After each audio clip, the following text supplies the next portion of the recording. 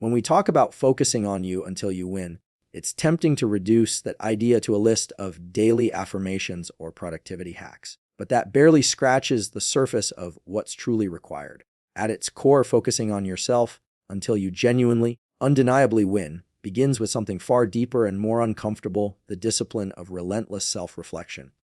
We live in a culture that is, paradoxically, obsessed with self-image and yet terrified of true self-examination. We craft digital avatars, curate moments of triumph, and broadcast them to the world, hoping the reflection we see in others' eyes will validate our existence. But behind that curated image lies the person we actually are: messy, contradictory, often weak, and full of unresolved fears. And unless we summon the courage to confront that reality, winning, real, lasting, meaningful winning, remains out of reach. The discipline of self-reflection isn't merely a casual habit. It's a radical commitment to interrogate your own thoughts, motives, and behaviors without flinching. It requires asking yourself uncomfortable questions. Why do you procrastinate on tasks you claim to care about?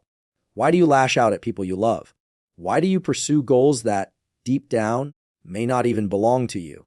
These aren't questions you answer once and forget. They're questions you live with day after day, refining your understanding as you grow. Psychologically speaking, this process mirrors what Carl Jung described as integrating the shadow. It's about acknowledging the parts of yourself you'd rather deny: your envy, your laziness, your resentment, your capacity for cruelty. The paradox is that only by bringing these darker elements into the light can you truly gain mastery over them. Otherwise, they control you from the depths, shaping your actions in ways you barely comprehend. Think about this: every significant personal failure you've had likely wasn't just because of the world being unfair or fate being unkind, though those play a role. Often, it was because some part of yourself remained unexamined. Perhaps you overestimated your competence. Perhaps you ignored signs of burnout. Perhaps you sabotaged your own progress because you were afraid of the responsibility that success would bring. Without relentless self-reflection, these patterns remain invisible and therefore unchangeable. But reflection isn't merely about digging up flaws so you can feel guilty. It's a method of gaining agency. When you truly see why you act as you do, you gain the power to choose differently. Instead of being driven by unconscious fears or past conditioning, you become capable of intentional action, of shaping your future deliberately rather than stumbling toward it blindly. This is where the philosophical depth enters. If you accept that life is suffering, as many existential thinkers argue, then your task isn't to find a way around that suffering, but to discover how to bear it and even transform it into something meaningful. Self-reflection is how you discern what your suffering is trying to teach you. It reveals the lessons encoded in your pain if you're willing to read them. Consider the ancient dictum from the oracle at Delphi: know thyself. It wasn't offered as a polite suggestion, it was presented as an imperative. Because without knowing yourself, truly knowing, you cannot act effectively in the world. Your goals won't align with your values. Your efforts will be scattered. You'll find yourself drifting, chasing what others promise will make you happy, only to discover it leaves you hollow. Relentless self-reflection also exposes the stories you tell yourself to justify an action. We all have them. I'd succeed if only my parents had supported me. Or I can't change because it's just who I am. When you look at these stories under the cold light of reason, you start to see their cracks. You realize that while external circumstances matter, your interpretation of them and your response to them matter far more. You see where you've abdicated responsibility and how reclaiming it could change everything. But let's be honest, this process is profoundly uncomfortable. It's much easier to blame society, luck, or other people than to accept that your failures are, at least in part, yours to own. It takes courage to admit that you haven't tried as hard as you could, or that your motives weren't as noble as you claimed. Yet without that honesty, growth is impossible. You remain stuck in the same loops, repeating the same mistakes, waiting for the world to change while you remain unchanged. That's why self-reflection must become a discipline, not an occasional exercise, but a daily practice. It might look like journaling each night, reviewing your day with brutal honesty. It might look like sitting in silence each morning, noticing the thoughts that arise and asking where they come from. Over time, this discipline cultivates a sharpness of mind and character. you become harder to fool, especially by yourself. And as your self-awareness deepens, something else happens: your relationship with others improves. You become more compassionate because you understand your own flaws and therefore can forgive theirs. You communicate more honestly because you're no longer hiding from your truth.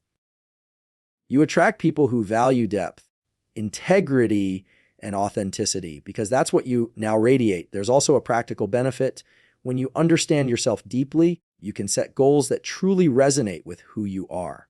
Instead of pursuing a career because it impresses others, you choose work that aligns with your natural strengths and values. Instead of trying to force yourself into someone else's mold, you build a life that fits you.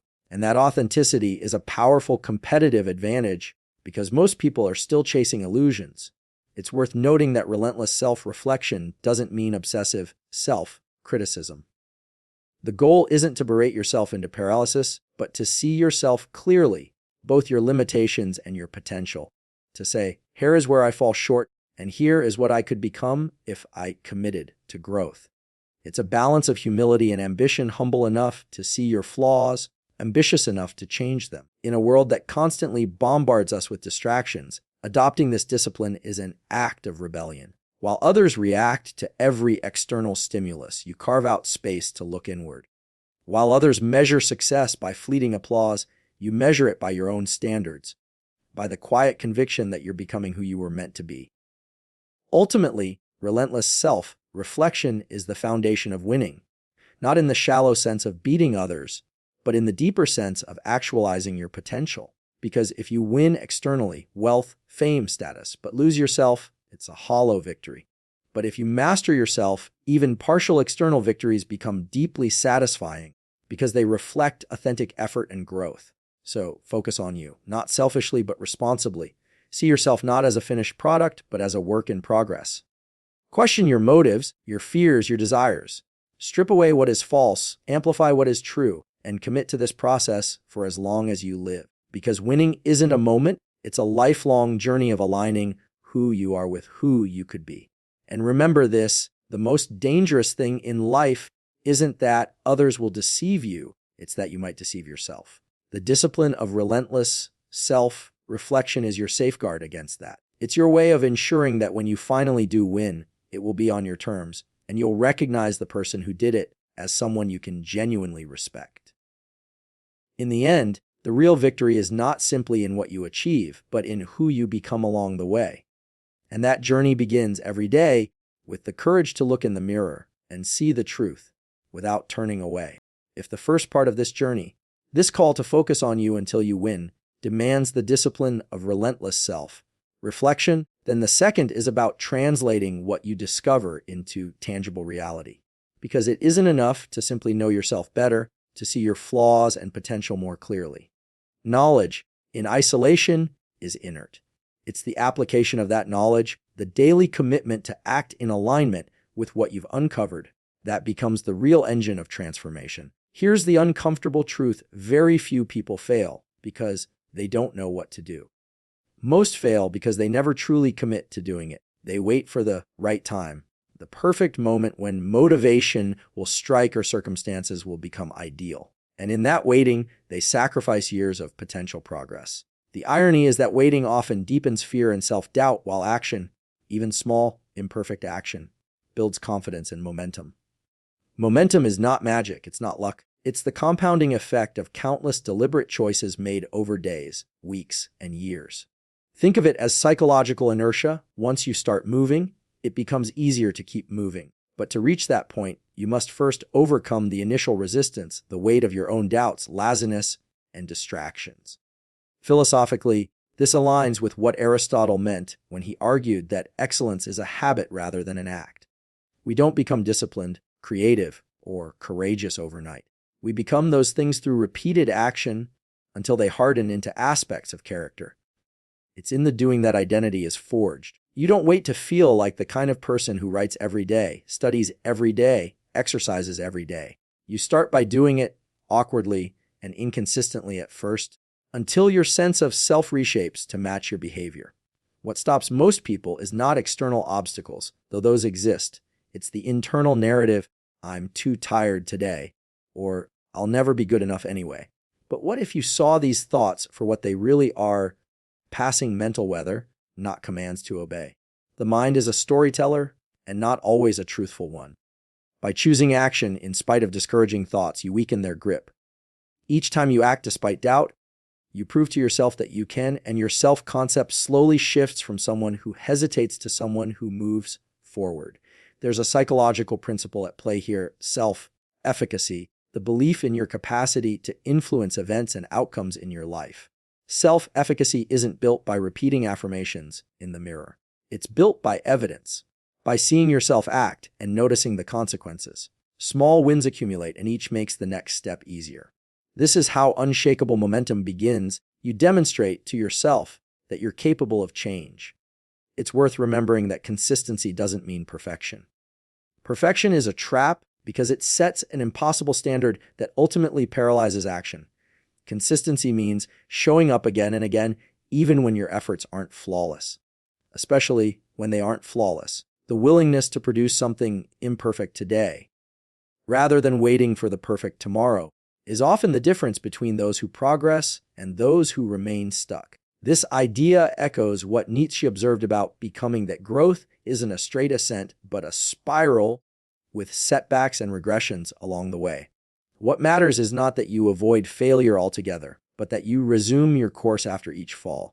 Each time you do, your resilience deepens, you become less fragile, more capable of enduring discomfort and uncertainty. Many people misunderstand the role of discipline in this process. They think discipline means forcing yourself to do things you hate through sheer willpower. But real discipline is more sophisticated. It involves structuring your environment, your routines, and your social circle to support the habits you value. It's easier to read daily when your phone is in another room. It's easier to exercise when your clothes are ready the night before. These are not dramatic, heroic acts, but small, intelligent adjustments that make consistency more likely. At its highest form, discipline becomes devotion, a quiet, daily loyalty to your own growth, regardless of external applause. Because if you base your effort on whether others notice or reward you, your motivation will rise and fall with their attention. But when you act out of commitment to your own values, to become who you know you could be, you anchor your momentum internally. It becomes self-sustaining. The ancient Stoics spoke of focusing on what is within our control and letting go of what is not. Consistent action is precisely that. You cannot control the outcome, how others respond, whether the market favors you, whether your first efforts succeed. But you can control the next step you take. And by taking it, you stack the odds in your favor, even if only slightly. Over time, these slight edges accumulate into significant advantage. Consider the metaphor of planting seeds. Each action, writing a page, making a call, learning a skill, is a seed planted. Some will sprout quickly, others slowly, some may never bear fruit. But if you keep planting daily, over months and years, your garden inevitably grows. The person who plants sporadically, in fits of inspiration, may occasionally see results, but their garden remains patchy, vulnerable to drought. Consistency, not intensity, is what fills the field. It's also important to see how momentum reshapes identity. At first, you act because you want to change. Eventually, you act because this is who you are. The shift is subtle but profound. A person who runs every morning doesn't decide anew each day whether to run. It becomes an expression of self, not a negotiation. This identity-driven action is resilient because it survives fluctuations in mood and circumstance. Yet this process requires patience, a virtue often overlooked in modern culture. We are conditioned to crave quick wins, immediate feedback, instant transformation. But the deepest, most lasting changes come slowly, almost imperceptibly, until one day you realize you've become someone you once admired from afar. The irony is that impatience, by prompting us to quit early, often prevents the very progress we desire. Philosophically, this is the difference between living as a consumer of life and as a creator. The consumer asks, "What can I get today?" The creator asks, "What can I build today that my future self will thank me for?" Consistent action turns you into a creator of skills, opportunities, character. It's tempting to look at people who've achieved what you want and see only the surface, the accolades, the wealth, the confidence.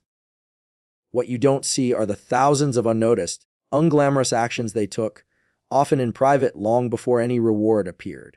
Success, as it appears to the world, is just the visible tip of an iceberg whose true mass is invisible daily discipline. At the deepest level, this commitment to consistent action is an ethical choice. It's a decision to honor the potential within you rather than betray it through neglect. To refuse to act is, in a sense, to abandon the person you could become, to leave your highest possibilities unexplored. But to act, even imperfectly, is to affirm the value of your own existence and the responsibility you bear to develop it. So, ask yourself not what great leap could transform your life overnight, but what small, repeatable act you could begin today. Write one paragraph. Learn one new word. Walk 10 minutes. These actions may seem trivial in isolation, but together they construct the path to the person you aspire to be. And when doubt whispers that these efforts are too small to matter, remember rivers wear down mountains not by force, but by persistence. In the end, building unshakable momentum through consistent action is not merely a strategy for winning in the external world. It's a path to inner mastery. It transforms your relationship with effort, failure, and time itself. You become less fragile, more patient, and deeply aligned with your own values. So, start today. Not tomorrow, not when you feel ready. Take the next small step, and the next, until momentum carries you forward. Because in the act of moving, even imperfectly, you become the kind of person who wins. And that, perhaps, is the greatest victory of all.